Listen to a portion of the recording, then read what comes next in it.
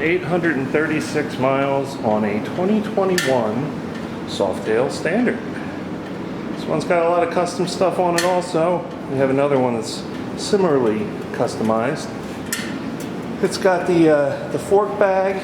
It's got front LED marker lights along with the standard LED headlight. It's got an Arlen Ness intake system. All the badging and everything.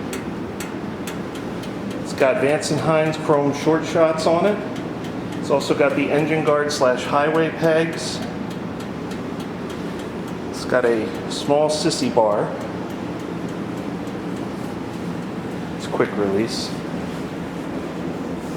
We got a La Rosa design swingarm bag. I also believe that this is a different Harley-Davidson seat than the stock one, because there's actually emblems on the side of it, which you don't normally see on anything that's stock.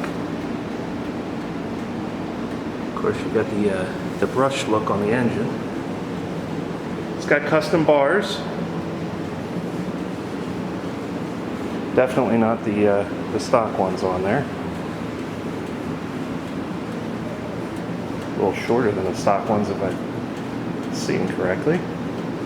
But really nice, loud Softail Standard with a lot of custom.